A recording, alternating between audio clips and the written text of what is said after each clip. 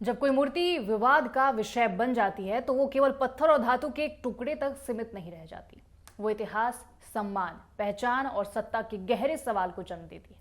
ग्वालियर में बाबा साहेब भीमराव रामजी अंबेडकर की मूर्ति को लेकर जो हंगामा खड़ा हुआ है वो केवल एक प्रतिमा लगाने या न लगाने का मामला नहीं है। ये उस संघर्ष का प्रतीक है जहां तय होगा कि कौन अपनी सामाजिक पहचान बनाएगा, संविधान के मूल्य कितनी गहराई से समझे और अपनाए जाएंगे, और किन समूहों को न्याय, सम्मान तथा सार्वजनिक मान्यता मिलेगी। ये विवाद हमारे समाज की संवेदनशीलता, न्यायिक प्रतिष्ठा और राजनीतिक समीकरणों का भी आईना है। नमस्कार, मैं निशा आपके साथ और आप देख रहे हैं एन खबर। ये सारी कहानी तब शुरू हुई जब वकीलों के एक समूह ने ग्वालियर हाईकोर्ट के परिसर में डॉक्टर भीमराव अंबेडकर की एक मूर्ति स्थापित करने की मांग की। इस प्रस्ताव ने न्यायालय के अधिकारियों तक अपनी पहुंच बनाई और कुछ समय बाद माननीय चीफ जस्टिस ने मौखिक सहमति भी प्रदान की। इसके बाद सार्वजनिक निर्माण विभाग ने उस स्थान का चयन कर मूर्ति की स्थापना के लिए एक मंच तैयार कराया। मूर्ति का निर्माण कार्य भी शुरू हो गया, लेकिन जब इस पूरे प्रोजेक्ट की खबर न्यायालय परिसर के अन्य वकील संघों और भवन समिति को हुई तो उन्होंने इस प्रक्रिया के खिलाफ आवाज उठानी शुरू कर दी, क्योंकि उन्हें इस मामले में शामिल नहीं किया गया था और ना ही किसी तरह की पारदर्शिता दिखाई। विरोधी गुट का तर्क था कि बिना सभी संबंधित पक्षों की सहमति के ऐसे निर्णय लेना न्यायालय की गरिमा और न्यायिक तटस्थता के लिए हानिकारक है। वे मानते हैं कि न्यायालय परिसर जैसे संवेदनशील स्थानों पर किसी व्यक्तिगत व्यक्ति की मूर्ति लगाने से संस्थागत मर्यादा प्रभावित होती है। न्यायपालिका को किसी राजनीतिक या सामाजिक समूह से प्रभावित न होने का उदाहरण बनाना चाहिए। उनका यह भी आरोप था कि मूर्ति के निर्माण के लिए जो धनराशि एकत्रित की गई है उसकी स्रोत और उपयोग की पारदर्शिता पर्याप्त नहीं है।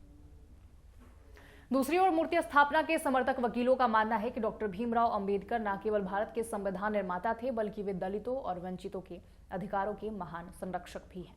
उनके योगदान को न्यायालय परिसर जैसे सम्मानित स्थान पर अंकित करना सामाजिक न्याय, समानता और संवैधानिक मूल्यों के संरक्षण के लिए आवश्यक है।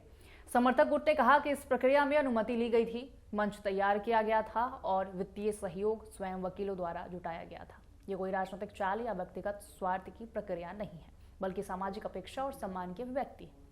कांग्रेस, बसपा जैसी राजनीतिक पार्टियों ने भी इस मामले में हस्तक्षेप किया और प्रशासन तथा न्यायालय से अपील की कि वे जल्द से जल्द इस विवाद का निपटारा करें ताकि सामाजिक सद्भावना बनी रहे। इस विवाद ने जल्द ही सोशल मीडिया और सार्वजनिक मंचों पर आग लगा दी। दोनों पक्षों ने अपनी अपनी भावनाओं को अभिव्यक्त करते हुए कई भड़काऊ पोस्ट और बयान देना शुरू कर दिया, जिससे माहौल तनावपूर्ण हो गया।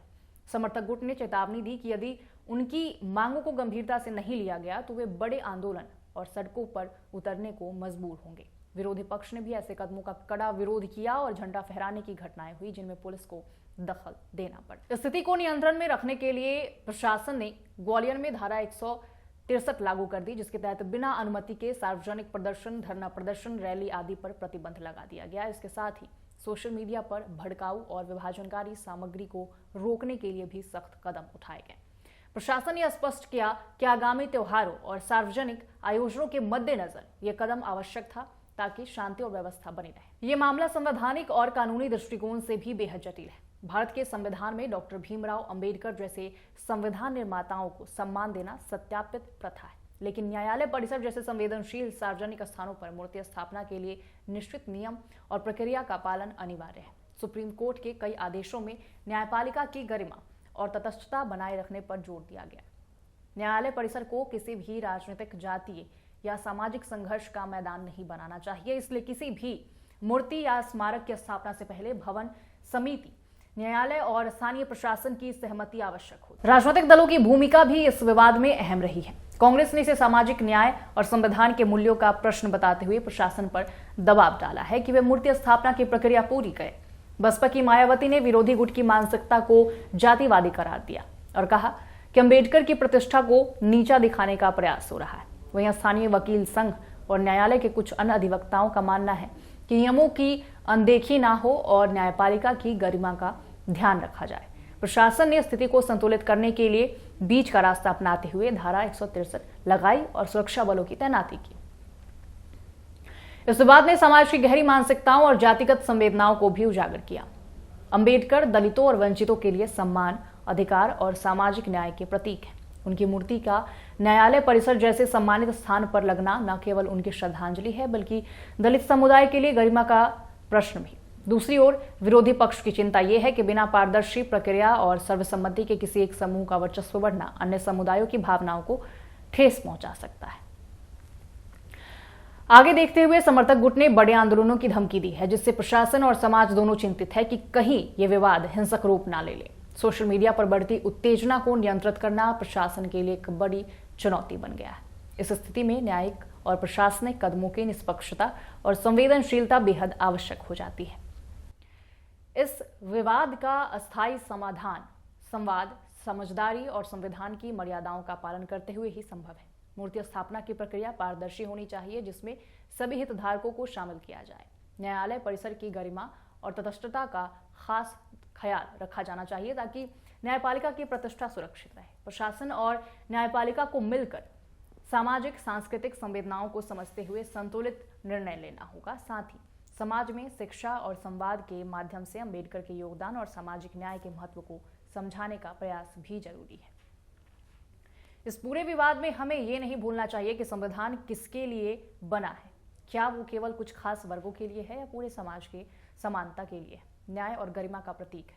बाबा साहेब अम्बेडकर का नाम केवल दलितों का ही नहीं बल्कि समस्त भारत के लिए प्रेरणा और सम्मान का स्रोत है। इसलिए इस विवाद का हल केवल कानून, व्यवस्था और संवैधानिक मर्यादाओं के दायरे में रहकर ही निकल सकता है। अंततः ये मामला हमें याद दिलाता है कि समाज में पहचान, सम्मान और न्याय की लड़ाई कितनी जटिल और संवेदनशील हो सकती है। जब तक हम संवाद और सहिष्णुता का रास्ता नहीं अपनाएंगे, तब तक ऐसे विवाद समय समय पर उभरते रहेंगे। न्यायपालिका की गरिमा, सामाजिक न्याय और संविधान के मूल्यों का सम्मान करते हुए हमें सामूहिक समाधान की दिशा में कदम बढ़ाना होगा। तभी हम एक सशक्त, समावेशी और शांतिपूर्ण समाज का निर्माण कर पाएंगे। हालांकि इस पर आपके विचार क्या है, कमेंट में जरूर रखिएगा। फिलहाल के लिए मुझे दीजिए इजाजत। नमस्कार।